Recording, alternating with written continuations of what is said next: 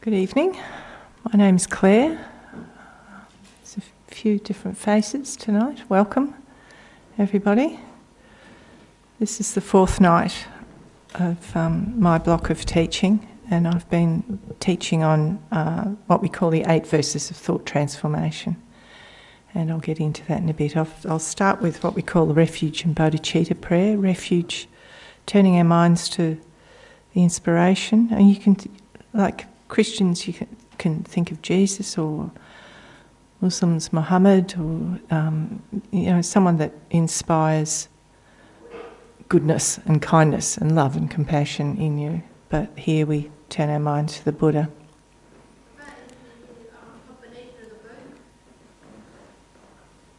And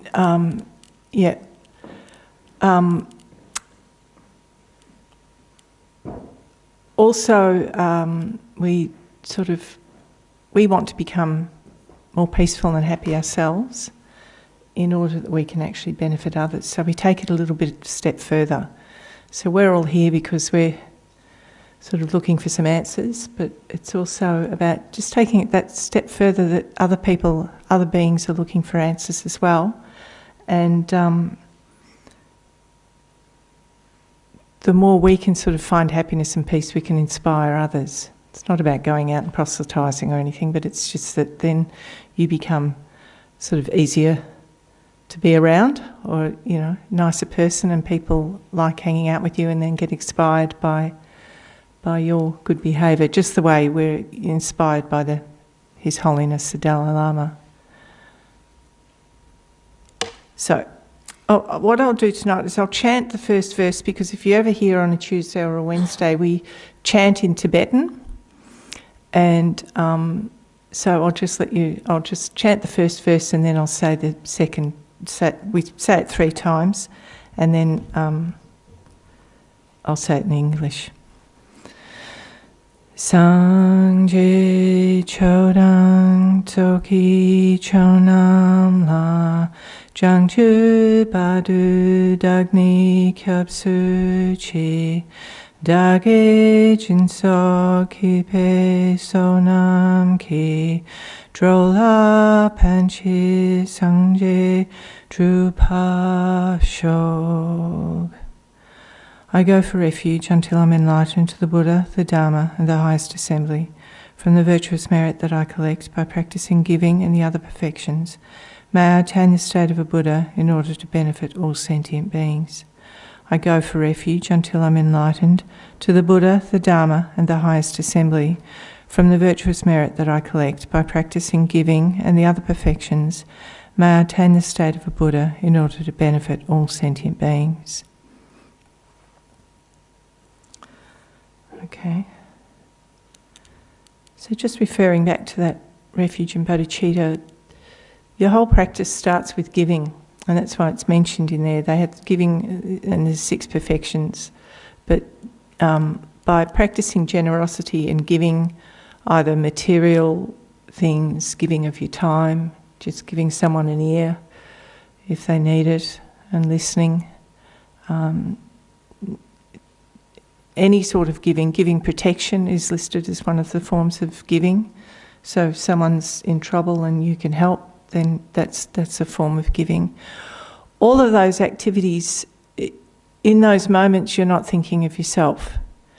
And then we feel good when we give, when we help support others. If we listen to someone and they need a bit of support, or if we give material goods, or if we sort of stand up for what's right and protect someone or a situation, it feels good, and that actually gives us peace in our heart that we've done the right thing, that we're doing something good. So that's where all of this begins, is by sort of giving, and then by letting go of the self-cherishing in those moments, we gradually get better at it and realise it's the self-cherishing that's causing us the problem. So we actually, in our practice of giving, we learn to be more patient. We're not so concerned about ourselves that we'll get angry. We're not so concerned about ourselves that someone's You know, something hasn't happened the way we want it to. And because we're sort of less, there is less self-cherishing in our hearts. And as you go on, this works without having to force it too much. You just, by developing generosity and developing kindness and patience and making ethical choices, doing the right thing, gradually you find your mind actually does become more peaceful. And then you develop what they call joyous effort, and you actually start to enjoy these practices and see, by seeing the value in them for yourself, as well as the value that it's having on the people and beings around you. And then by finding that kind of sense of peace within yourself, a bit more happiness, a bit more calmness, you're actually able to meditate better because your mind is less upset by what's making you angry or by what you're attached to or what you want. You're less kind of grasping at things out there and less tense about me. And as you become less concerned about me, and more concerned about looking after others and helping others, and maybe just by virtue of being more peaceful yourself, that's of benefit to others. Your concentration gets better, and so your meditation is actually easier and can become more powerful. And then it self-generates, you know, that everything, as your meditations become more powerful, you're enjoying it more, you can see more value in it. And then the final sort of point, and it's what I will get to tonight because it's in the 8th verse, is the nature of reality.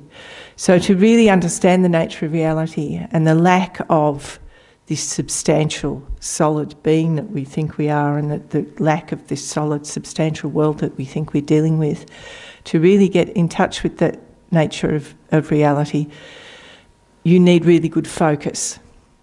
So that's why you develop your meditation and your concentration. And as you go along, because you're developing your ability to meditate and your ability to concentrate, everything else in your life becomes a little bit easier. Your work or study or whatever you're doing, you're able to focus better and give more attention to.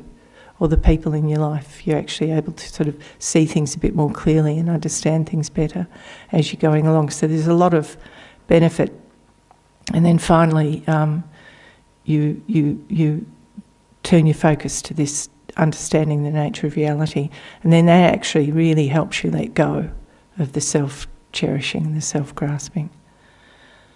So that's all in that refuge prayer that we say, but it all starts with generosity, and it's really about our self-cherishing is what's holding us back. Our biggest problem is ourselves, is our own crazy mind. No matter what's happening, no matter what's you feel, you know, there's a lot of, you know, there's a lot of evil in the world and a lot of bad people and a lot of bad things happen, and we're all suffering to some degree, but our biggest enemy is our own mind, because anger is a really destructive emotion that just eats at us. Desire and attachment, overweening desire and attachment, is really destructive. It just drives our minds crazy.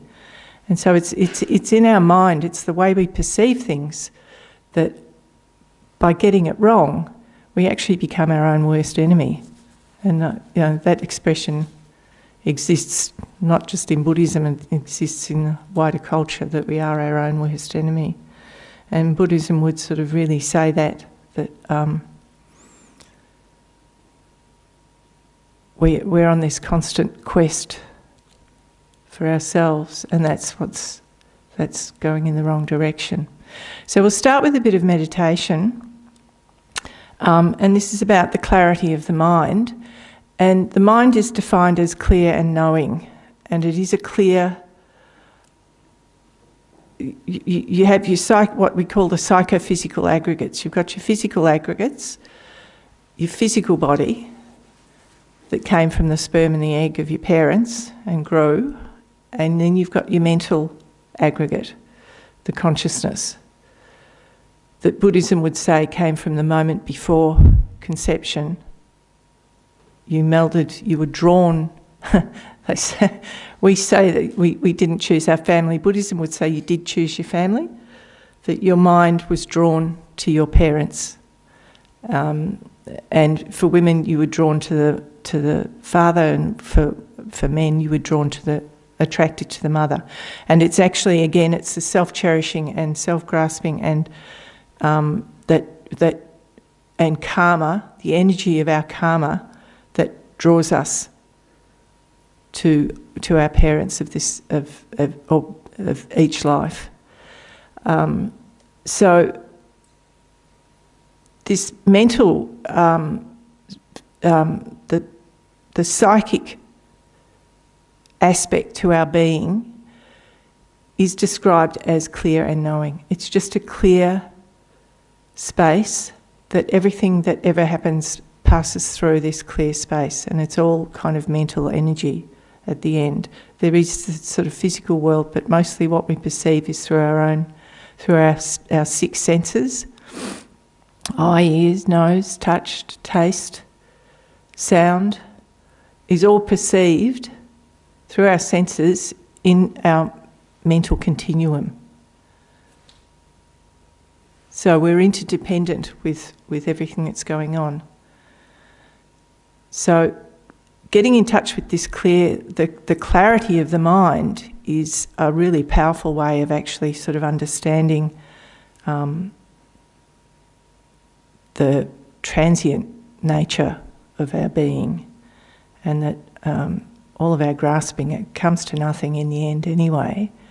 But we think that everything is solid.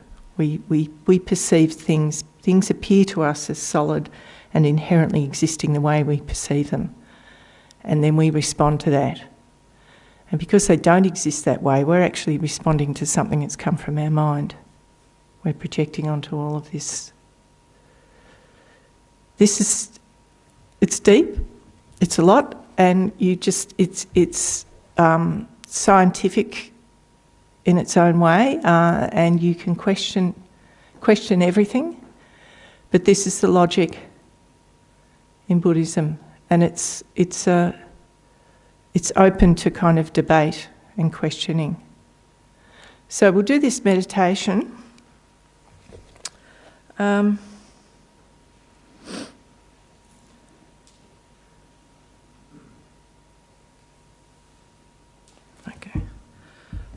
I'll do a little bit of reading from this. I'm referring to this book, How to Meditate, by Kathleen MacDonald. It's got some great little meditations in it. Okay, so sitting with your back straight and just relax. Just gently closing your eyes, having them slightly open with a bit of light coming in, otherwise you tend to sort of get drowsy and everything gets a bit dark, so you need to let in just a little bit of light. And then bringing the mind inwards, letting go of the day, everything that happened before arriving here, just bringing your mind into the room and within yourself. And then focus on the breathing for a while. Just focus on the in-breath and the out-breath, and just following mentally the breath going in and then the breath going out. Just follow with your mind. I'll just do that for a moment, just keeping your mind focused on the breath. For the moment, the object of the meditation is the breath. So just keep bringing yourself back and just focus solely on the incoming and outgoing of the breath.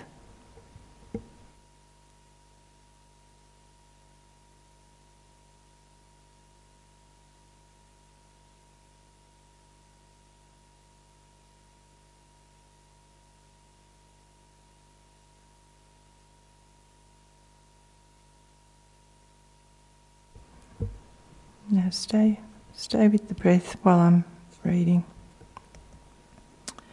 Meditation on the clarity of the mind is an effective antidote to our concrete projections. We can gain a direct experience of the clear, non-material, transient nature of all thoughts, feelings and perceptions, thus weakening the tendency to identify with them. As the subject, the mind, softens, so too its projected objects. They slowly lose their concreteness.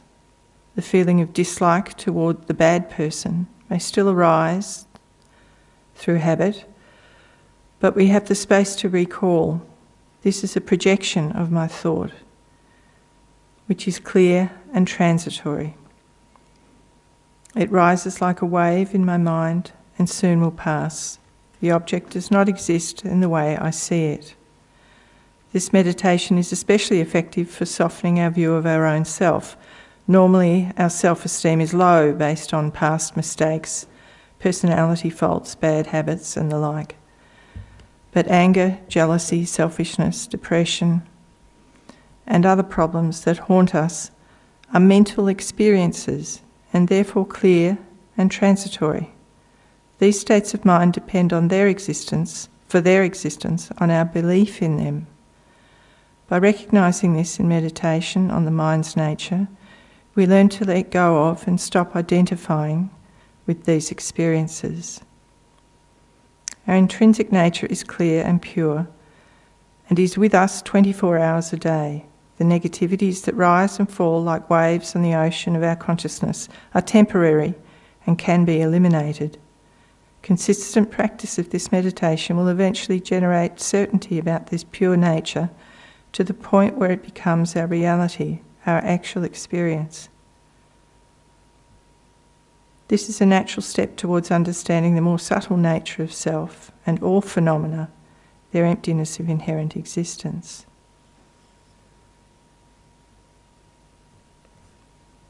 So just keep focusing on the breath. Now breathing deeply through both nostrils, bring the air down to the stomach. Holding it for a moment and then exhaling slowly and gently through your pursed lips.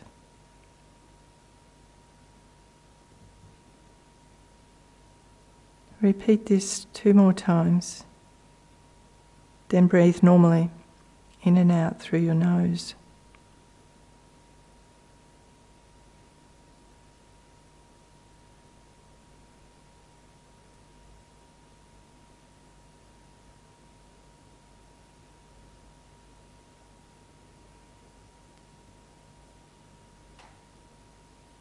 Observe your breathing without thinking, without conceptualizing.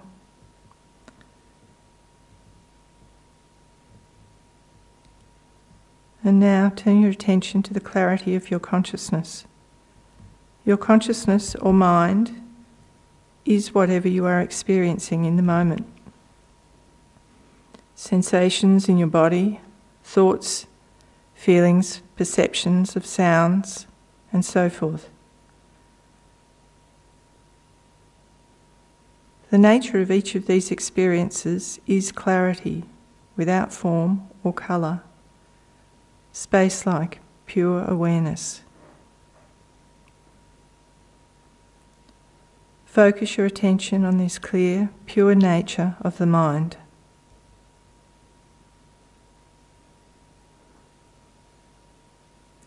Initially, it might be difficult to find the actual object, that is, the clarity. So we'll meditate on a mental image of clarity. One way to generate such an image is to visualize space. Imagine lying on a hilltop, staring up at the sky that is completely clear and free of clouds. Concentrate on this vast, unobstructed emptiness. Imagine that it flows down and embraces you and your surroundings.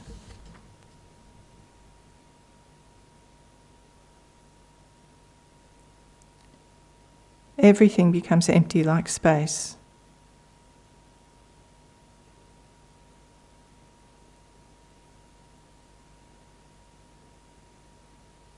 Hold this experience and feel that the nature of your mind is like this clear, empty space.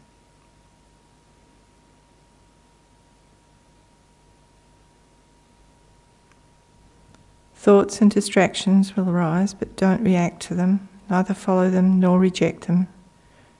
Remember that they are clear by nature, without substance. Simply watch them come and go, and then return to the awareness of the mind's clarity.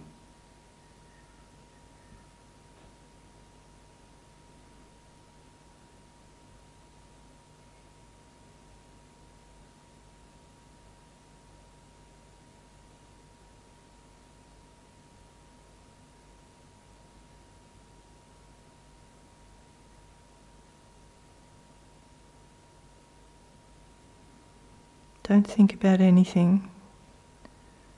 There is no need to wonder what the mind is. Simply observe it, its clear nature, which is like infinite empty space. That is sufficient.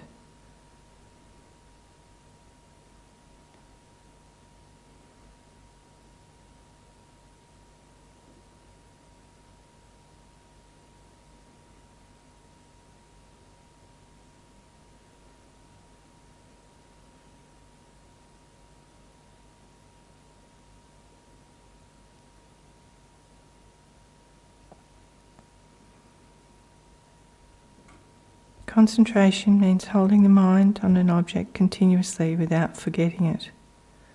The automatic result of concentration is awareness, which is free of concepts. A light does not think, I am dispelling darkness, it simply illuminates. Awareness is an inner light that enables us to see things more clearly. It dispels the heaviness of how things appear to us, thus weakening our clinging or aversion to them.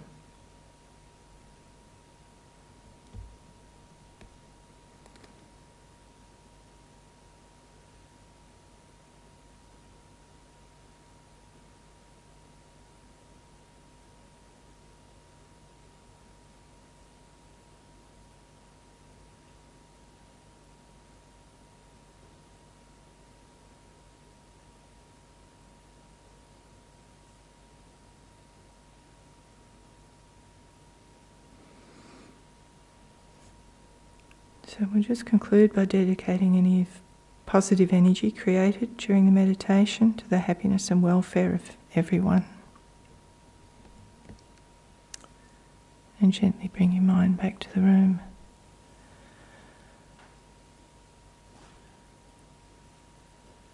And that was really quite a short taste of that meditation. It's something that's quite easy to do on your own, but just reminding yourself to come back to the object, whether it's the breath or the clarity of the mind, and watching the thoughts just pass. So anything you're feeling, any physical sensations are just passing through this experience of the mind.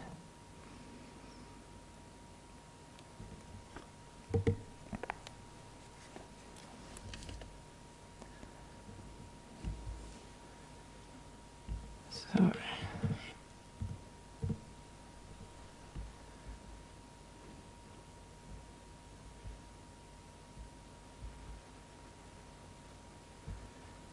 I'll read the whole prayer out tonight, seeing as it's the last night, and we'll then talk about verses 7 and 8. Determined to obtain the greatest possible benefit from all sentient beings who are more precious than a wish-fulfilling jewel, I shall hold them most dear at all times. Now that's interesting because there's translations where it says determined to obtain the greatest possible benefit for all sentient beings.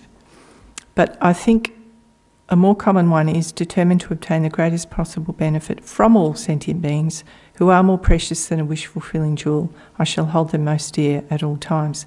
And I didn't touch on this when I talked about this the first week. Gaining possible benefit from all sentient beings. We think that we're here with bodhicitta do it for all sentient beings. But we can't learn anything, we can't develop, we can't grow, we can't develop patience or kindness without other beings. So it's actually from other beings that we learn these practices. And they have a saying that, we joke about that so-and-so might be my spiritual friend, my special spiritual friend. It's because so-and-so might be driving me crazy.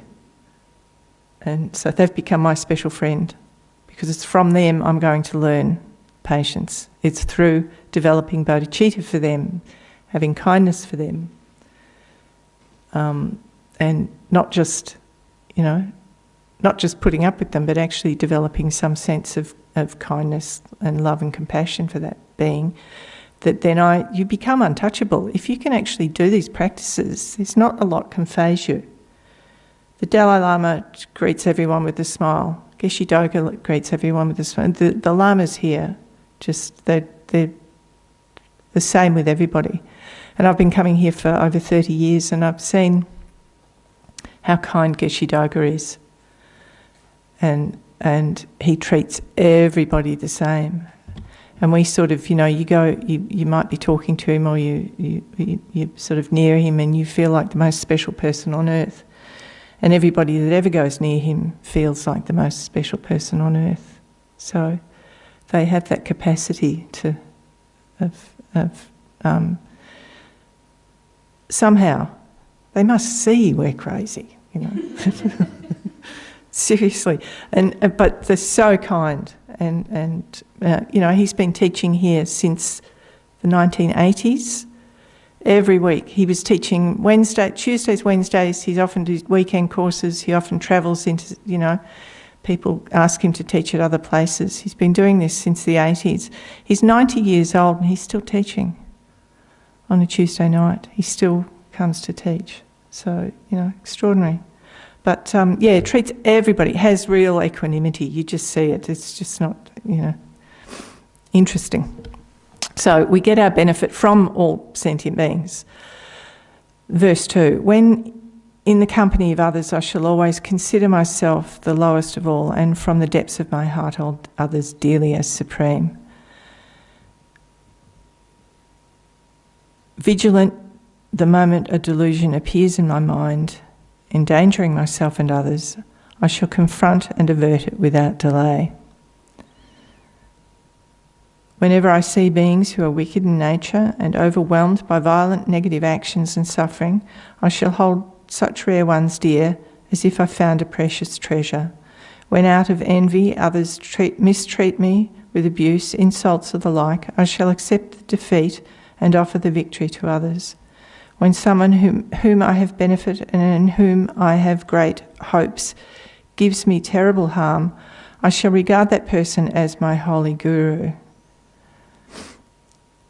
So that's where we're up to, and I know it sounds difficult. If there are people here for the first time tonight, it sounds quite difficult, but it's worth reading up more about the 8 verses of thought transformation and finding out more about it. Because I sort of won't go back over things because I'll be talking about the last 2 verses tonight.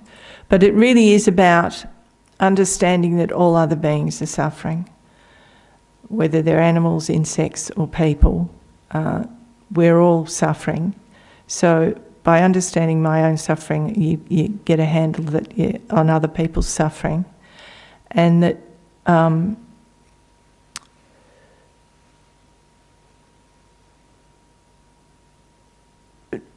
we all want to be happy. And we're not going to be happy if we're constantly just in it for ourselves. You're just thinking about my needs. And this is, they call it thought transformation, and there's other teaching on this idea of thought transformation. And it's about finding different perspectives that actually end up in our happiness, that actually do give us some sense of peace and happiness. And like I said, if you can do these practices, and it's never about being a doormat, and this is a big question that comes up all the time, and it's not about saying, oh, I'm giving the other victory, I'll let them walk all over me. It's not like that. It's more like this person, whatever the situation is really difficult, and I'm right and they're wrong, and it's really difficult, and they don't know what they're talking about, and I'm right and they're wrong, but you're not getting anywhere. There's a point where it's okay to say, okay, let them have it for now. It's not about if you're in a dangerous situation or something like that. It's not like that. You don't sort of give in. But there are times, and I think you know what I mean. There are times when it's just okay. Let them have it, and then they might actually kind of feel they might like you for it. You might actually get some kind of good feedback from people that you've kind of let them have it. And we do it ourselves. We fight. We think we're so right that we're actually causing a problem as well. So it's good to just sort of calm down and just think, oh, well, it's not going to change, so I might as well just let them have it and let them be happy with that. It depends on the situation. But there are, it's that sort of thing of finding a way to keep your own peace of mind as well. So verse 7, in short, both directly and indirectly, do I offer every happiness and benefit to all my mothers, and I shall secretly take upon myself all their harmful actions and suffering. Now this is referring to a practice that they call Tonglen, giving and taking. It's a really quite a powerful practice, and I'm not going to go into it tonight. And the Dalai Lama, when he's talking about this, one of the things I was reading, they sort of recommend not to teach this to beginners. It's actually, it says secretly, and it's not secret because it's a big secret. It's secret because it's difficult. But it's also, you do this practice secretly, and I'll explain it. It's called giving and taking. So, and it says directly and indirectly. So directly you can give, like your practice of giving. You can give things, give benefit to others, and indirectly you do this practice. And then they say, do I offer every happiness and benefit to all my mothers? Now here's one of the tricks that Buddhism, it's not a trick, it's a perspective. Because Buddhism talks about reincarnation, and it talks about it in a very scientific way. So there are meditations where you can actually look and go back through your mind, go back to your childhood. It sort of takes you very slowly back through your life, and then there's this kind of surprising moment where you go back to your birth. You can't remember, but you think you know it happened. And it's sort of surprising that there must be a moment before. You have this sort of sense that there must have been a moment before. And then you can go forward to your death and think about passing away. And because each moment of your mind is determined by the previous moment, like all your thoughts determine the next thoughts. So when you get to sort of the end, it's kind of like, well, nothing becomes nothing. That energy is still energy. So there are there's ways of looking at reincarnation, but it's a tricky one for Westerners to first get your head around. But with the idea of reincarnation, it means you can infinitely regress through lifetimes, which also means through infinite lives we've had infinite good and bad behaviours. And so then with that thought it sort of gets a bit, you get a bit less judgy, thinking, well, you know, I think, oh, well, why me? Poor me. And then with this notion of karma and reincarnation, you sort of think, oh, yeah, well, maybe there was something in a past life that is ripening now. The causes and conditions have just come together and it's ripening in my mind now. So that's how they talk about it. And so you do purification practices like the Chenrezig practice, or there are purification mantras. Any mantra is a form of purification, so you can actually start to try and purify some past karma. But the other thing about past and future lives is you've had every relationship with every being, infinite beings you've had infinite relationships with. And they tell stories of, I can't remember all the people. There's the mother with the baby and the father beating the dog. And so that in their next life,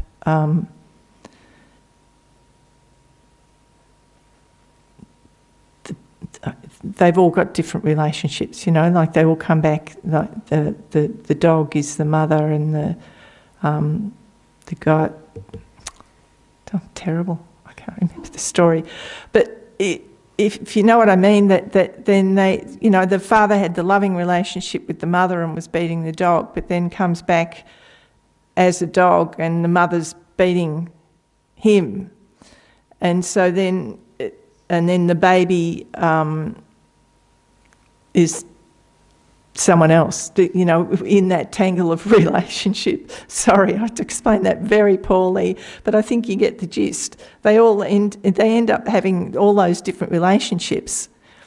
They're not just solid and one-time events. They're sort of your karma causes something else to happen, and that because of those relationships, you have karma with these people and beings to come back and finish the karma that was started. And I feel, you know, like in my life, there are people that have passed away that I sort of think, you know, there's unfinished business there. And that's another thing. With people that have passed away, you can actually pray. You can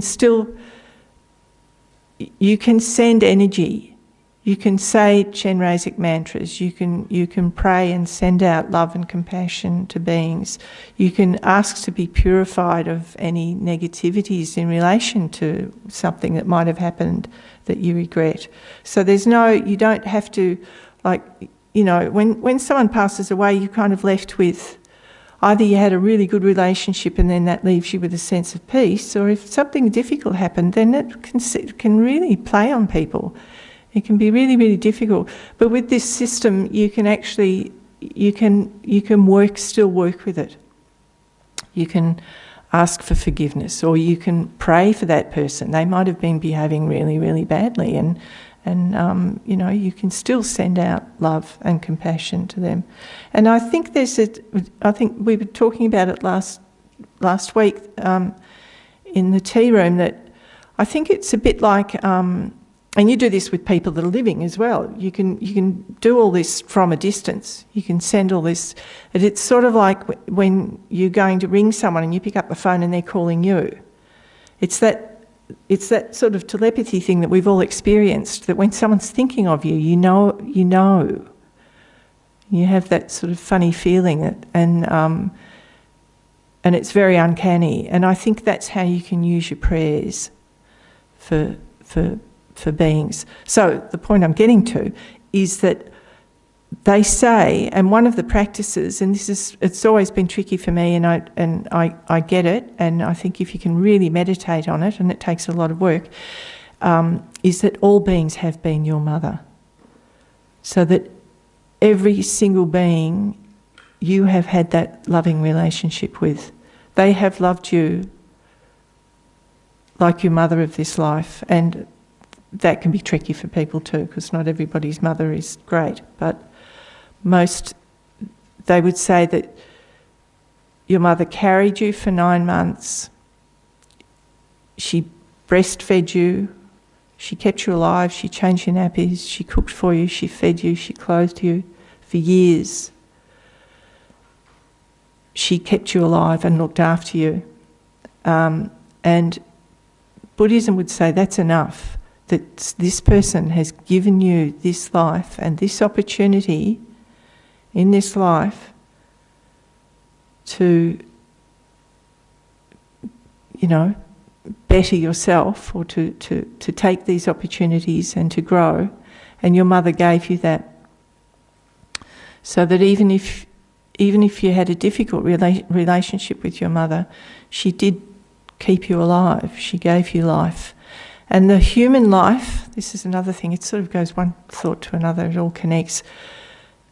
They call it a precious human rebirth, but a human rebirth is the only way that you can gain this level of happiness and peace. It's your only opportunity to develop your mind. Animals can't do it. Insects can't do it. Other beings can't do it. Only as a human. And when you think of the sort of millions of different sort of rebirths, being born a human is actually quite special, even into a difficult situation, because you still have the opportunity to develop your mind. And they refer to a precious human rebirth is if you meet the Dharma. And that's up to you whether you kind of think that way or not. But by being given these opportunities to develop your mind and to understand the nature of reality, it's only through spiritual practice. And Buddhism has some very specific sort of notions. This idea of emptiness is unique to Buddhism. So they call it a precious human rebirth. And they say actually achieving this rebirth, even to live in Melbourne is pretty amazing, to think that we've actually been born here and live in this country and we're safe and we're reasonably well looked after. It's not totally great, but when you look around the world, that we've had, they would say this is huge good karma, and it came from generosity. So they say if you want to know what your past life was like, look at your present life, and you can kind of figure out, maybe join the dots. If you want to know what your future life is like, look at your present life. So what you do now is to try and create as much positive energy and karma as you can. And it has the byproduct that along the way you feel better anyway. So it's worth doing. But in terms of reincarnation, you want to kind of create as much positive energy. Karma is energy. So then your mind just becomes habituated to it. So it gets easier and easier as you go along as well. So if all beings have been your mother, then you really want to, when you think about all the good things that your mother did for you, you want to repay her. You want to give her everything that she needs for her happiness. So I shall secretly take upon myself all their harmful actions and suffering. So that's the other side of Tonglen. So the Tonglen practice is that you think about their suffering, you contemplate the person. You can do this with yourself. You can actually sort of visualise yourself, but you do it with friends and enemies, family, strangers. You end up doing this sort of for all beings, but you sort of take on all of their suffering, which you can't actually literally take on, but you want them to be free of their suffering. You want to take their suffering away from them. And we all have that in us too, that, you just have to watch the TV and you think you just want those people to stop suffering. But there's nothing you can do. But in your meditation you can practice taking their suffering and destroying it. And what it's doing is destroying your self-cherishing. Just that thought of wanting to free others from their suffering, take their suffering from them, is destroying your self-cherishing and your self-grasping attitude. And then you send out everything they need, whether it's food, love, whatever, you send it to them. And I think for people that have had difficult relationships with their mother, then you think of the person who's been kindest to you in your life, or you just think of someone that you really care about. And you think that's all beings. I want to feel that level of care and kindness towards someone, and that I had that relationship with everybody. So this takes, it takes a lot of practice, but just thinking about all people as actually having been your mother, and to see them in these terrible situations, what would you do? You'd do anything to free your mother from suffering because of because you want to repay her kindness. I remember one of my sisters, one of her kids, when he was about 3, he got he ate dirt.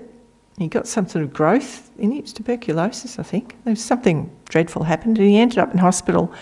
And they operated on him at the Children's Hospital, but they didn't get it all. So they went home and he was still sick, and they had to come back again. And I was visiting her in the hospital. He was fine in the end, but he was so unhappy. I mean, you could see he was just not, he wasn't well. They said they'd fixed him, but he was really, really, really miserable. And this is kind of turning the tables a little bit, but she was just saying, I will do anything. I would do anything for him not to be suffering like this. She was just, her heart was just sort of so full of love for him that she, she would have taken on his sickness if she could. And people say that, they'll do that for others. So they're saying you should have this feeling for all beings. And that's why we meditate, because we're practicing. We're baby practitioners of these things. But it's a way of viewing the world, and it's the way the Dalai Lama views the world. He sees our suffering. It's not hard to see. He sees people struggling. He's freed his mind. He's the 14th reincarnation of they call him the 14th Dalai Lama. So in the Buddhist belief is that he's the 14th Dalai Lama since about the 11th century. I think was the first Dalai Lama.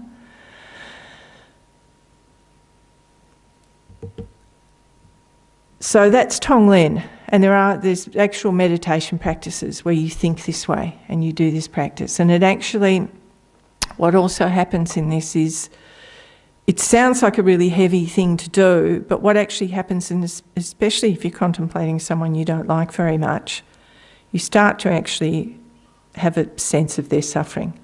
You're thinking about, okay, I want to take your suffering, and then you're sort of like, well, how are they suffering? And then you think of your own suffering, and you think about the things you know about them, and you think that they're deluded, they're confused, they're ignorant, they're making really poor decisions, they're doing things in a really, really selfish way, and it's not helping anyone, and it's causing them to suffer. And you can actually start to see their suffering. And then you might actually know some of their personal details that are causing them. People always behave through causes and conditions. We know there are causes. We know there are terrible things that happen to people that cause them to behave badly. And you start to deepen your compassion for them. You actually do feel a sense of compassion. Maybe momentarily, but you do. You have a moment of thinking, oh yeah, actually they're really suffering. And that you want them to be happy. You want them to be filled with love and compassion and doing good things. So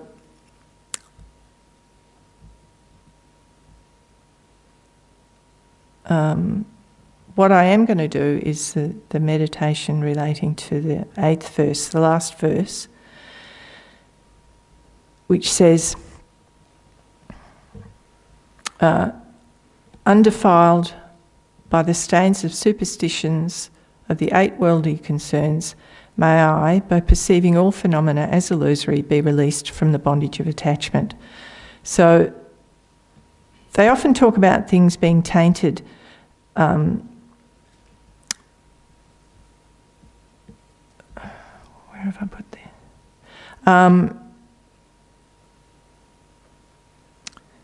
And tainted by grasping at inherent existence. It means everything that we do, all of these practices also, it's sort of referring to all the previous verses. We're doing it out of a sort of self-cherishing mind.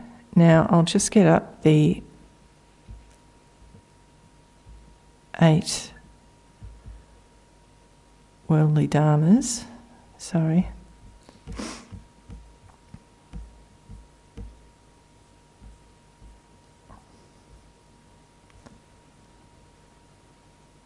Yeah. So, undefiled by the stain of the 8 worldly feelings, free from attachment, I'll be released from suffering.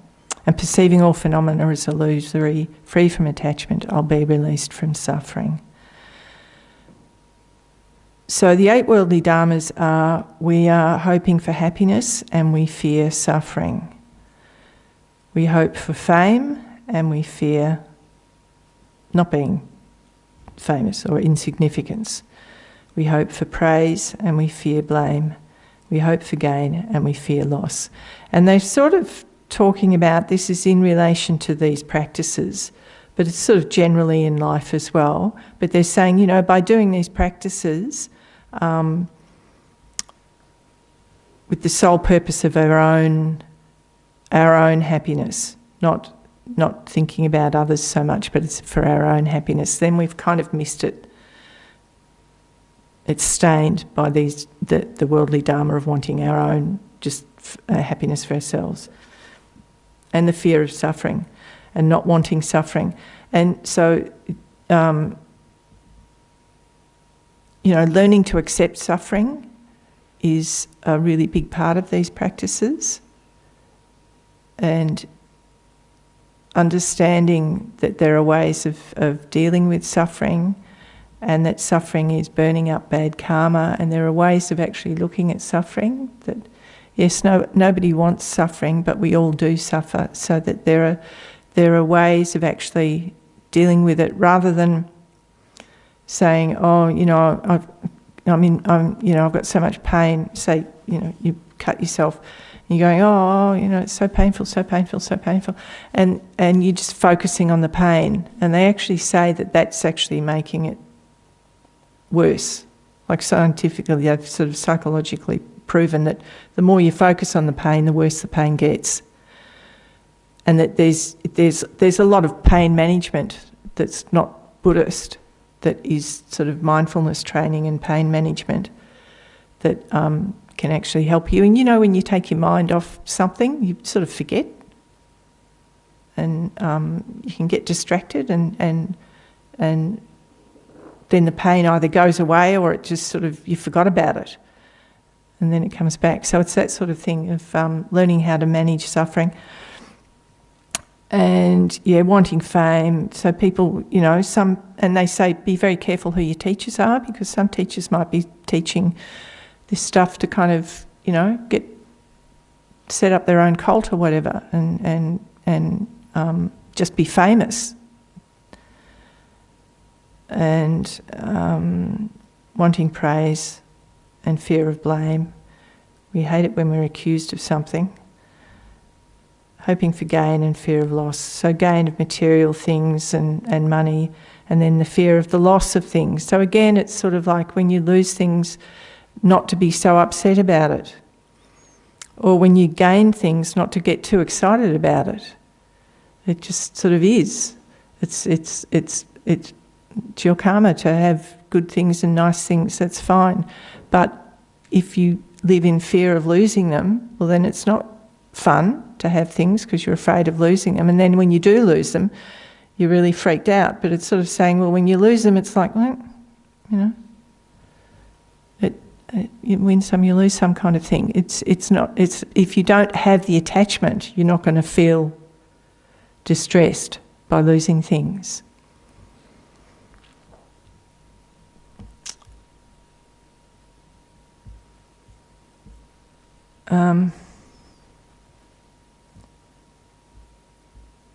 So, by perceiving all phenomena as illusory, we'll be released from the bondage of attachment. Right, so we're going to do a meditation on this illusoriness. And what this big concept of emptiness is that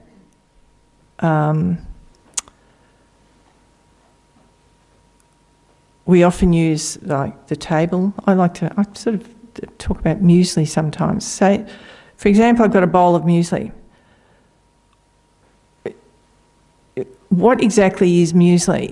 It's made up of oats, sultanas, goji, berries, other, lots of fruit and grains and oats and stuff are thrown into a bowl, and we call it muesli. So if I take out the sultanas, is it still muesli? Do we still call it muesli? If I take out some of the extra grains, do we still call it muesli?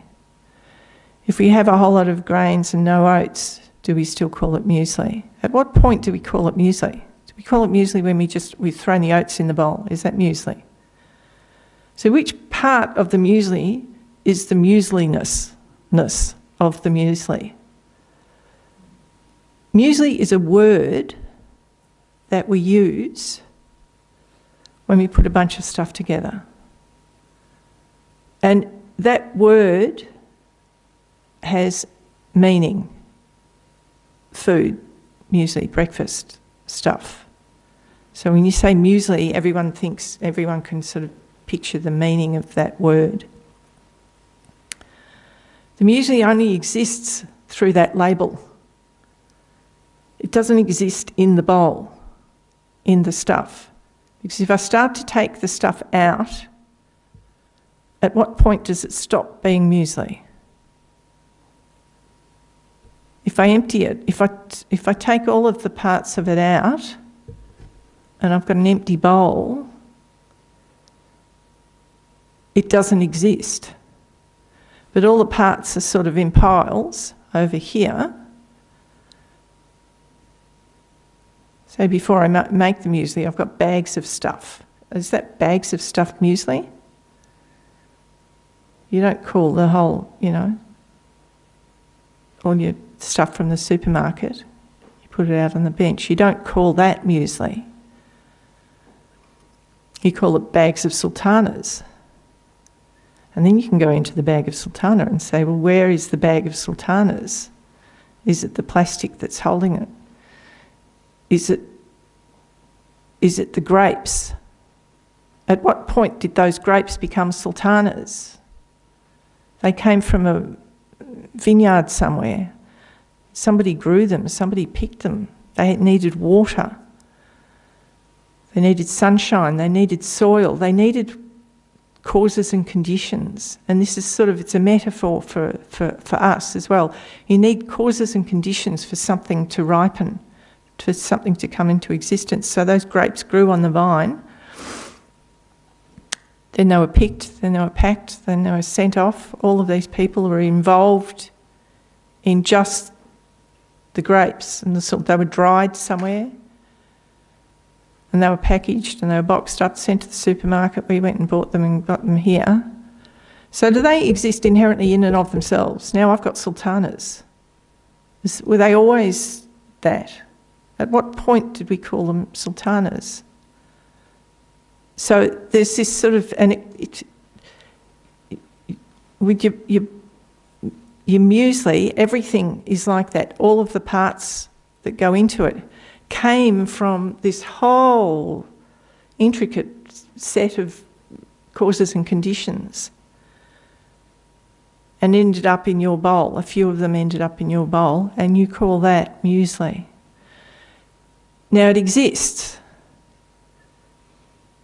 as a label onto this sort of stuff, but it doesn't exist inherently as muesli, because otherwise it couldn't have come from anywhere else.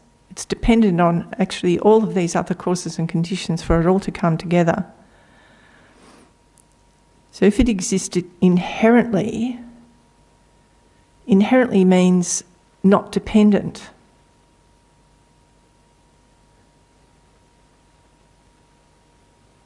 So then it's not dependent on any causes and conditions. And that's where the logic breaks down, that we grasp at things as inherently existent. And we logically, when you analyse, you logically can't find an inherently existing thing that's not dependent on anything else for its existence. And it's the same when we analyse ourselves. You know, when I was born and I was a baby in the hospital, everyone didn't go, "Oh, there's Clare." I hadn't been named. You know, if I hadn't been named, nobody. But I was given a name. But now, when people who know me, they think Clare as this sort of inherently existent person. But I'm a bunch of flesh and bones and blood and pus and urine and faeces and grey hair and fingernails and thoughts and a consciousness. But it's just stuff. And we then put a whole story on top of it. This is where we go, what we sort of do wrong. We put too much into it. We then all tell a story. And you all, you know, I know some of you, and some of you have been here a few nights, so you'd all have a different view of me as well. Everyone would be sort of seeing me differently. Or thinking, you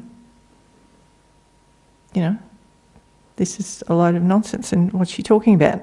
You know, depending on your set of causes and conditions and thoughts and all the influences in your life and your thinking and stuff cause you to sort of see everything from your own individual perspective. Sorry, I'm keeping you late.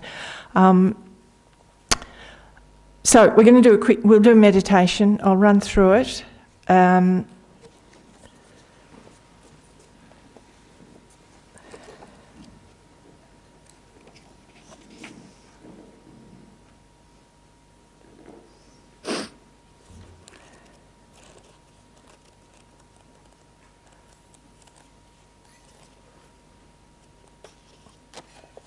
So this is the big thing that we need to really, really, really think about. And you spend all your time sort of studying, and there's lots of scriptures, and it goes on and on and on. And it's really cool because as you sort of start to get your head around it, it helps.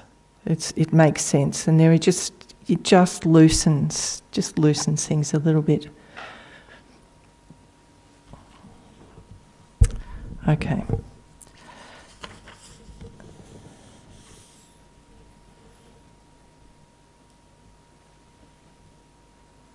So again, just sitting up straight, having your spine straight. It's like they say, it's like you've got a hook in your head, so you need your spine straight just to keep awake, really, and keep your energy. And left hand down, right hand on top, generally the way that Tibetans do it. Otherwise, you can have your hands anywhere, whatever's relaxing for you. Tilt your head slightly forward. If your head's too high, you tend to get distracted, and then too low, you'll fall asleep. And just focus on the breath for a moment. Just follow the incoming and outgoing of the breath, letting go of any thoughts. For the moment, just letting go of all your thoughts, just passing through this clear space of the mind, and focus on the breath.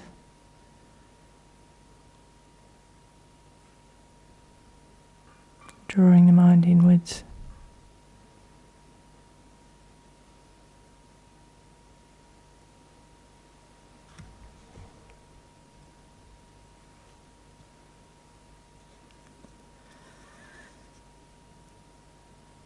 Now, with the alertness of a spy, slowly and carefully become aware of the I.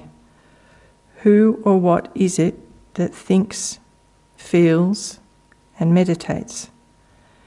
How does it appear to you? Is your I a creation of your mind?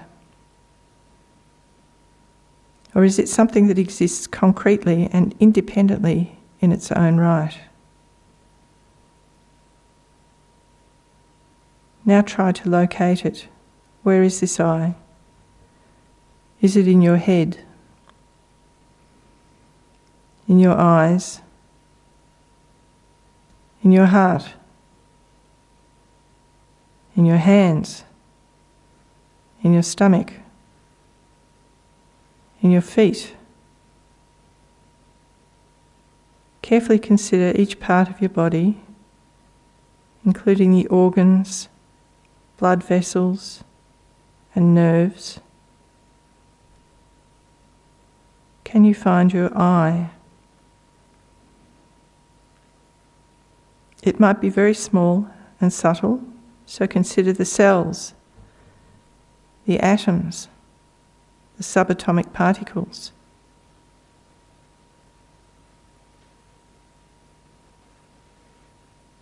If you think that your I is part of the body, then what would happen if that part were removed in an operation or damaged in an accident? And what happens to the I when your body ceases to function at death?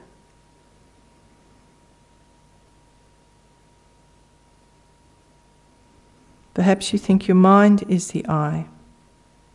The mind is a constantly changing stream of thoughts, feelings, and other experiences, coming and going in rapid succession. It's never the same from one moment to the next. Which of these experiences is the I? Is it a loving thought, an angry thought, a happy feeling, a depressed feeling? If you think that your I is one of these experiences, then what happens to it when that kind of experience is not present in your mind? If your I is love, for example, then when your mind is filled only with anger, does the I go somewhere else or disappear altogether? Is there no I at that time? Or maybe you have many I's, an angry one, a loving one, and a frightened one, etc. If you cannot find the I in your body or your mind, then could it be something else? Is there some extra part of you other than your body and mind? After all, we say my body and my mind, implying the existence of something else that owns these two. If so, what is it? Where is it found? What kind of phenomenon is it? Examine every possibility you can think of.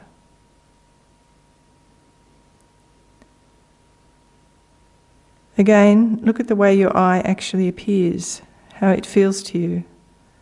After this search for the I, do you notice any change? Do you still believe that it is as solid and real as you felt before? Does it still appear to exist independently in and of itself? Next, mentally disintegrate your body. Imagine all the atoms separating and floating apart. Billions and billions of minute particles scatter throughout space. Imagine that you can actually see this.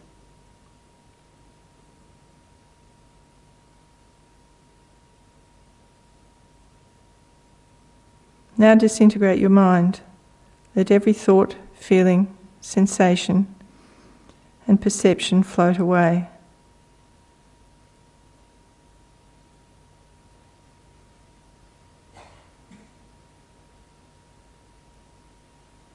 Then check your feeling of I. Where is it? What is it?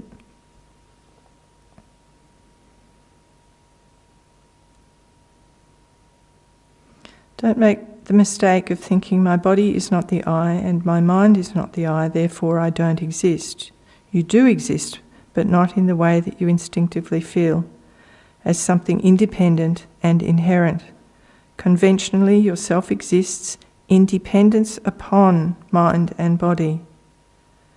And this combination is the basis to which conceptual thinking ascribes a name, I, or self, or Mary, or Harold.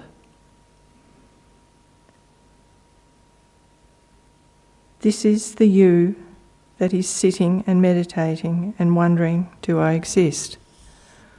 Whatever exists is necessarily dependent upon causes and conditions or parts and names for its existence. A car, for example, is a collection of pieces of steel, glass, plastic, rubber, an engine, etc., put together by people in a factory. We give the name car to this collection, but if we took it for a real, concrete, independently existing car, it cannot be found. If we look for a real, concrete, independently existing car, it cannot be found. So conventionally, things exist dependently, and understanding dependence is the principal cause for understanding their ultimate nature, emptiness. The conventional nature of an object is its dependence upon other things, and its ultimate nature is its emptiness of inherent, independent existence. Think about how your body exists conventionally, in dependence upon skin, blood, bones, legs, arms, organs, and so forth. In turn, each of these exists in dependence upon their own parts, cells, atoms, and subatomic particles. Think about your mind, how it exists in dependence upon thoughts, feelings, perceptions, sensations, and how in turn each of these exists in dependence upon the previous conscious experiences that gave rise to it.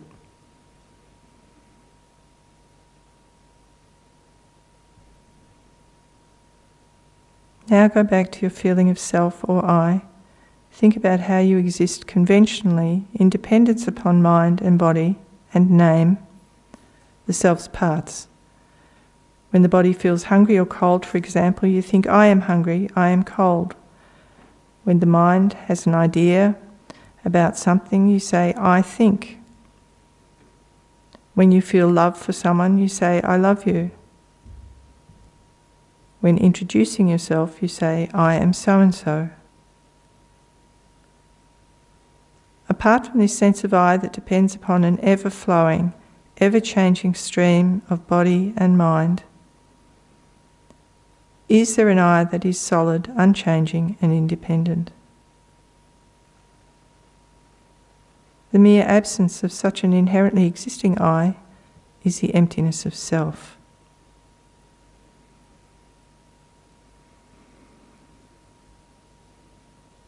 So we finished the session with a conclusion as to how you yourself exists.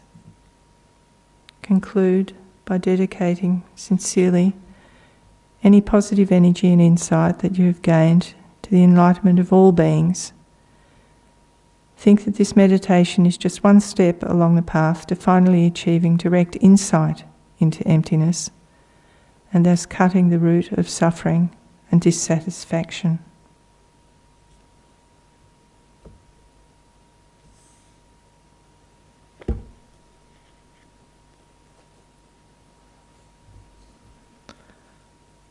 Okay. So sorry I've kept you late. But thank you all for coming. I wouldn't be here if you weren't here. So there's cake and biscuits in the tea room if you want to stay. Thank you.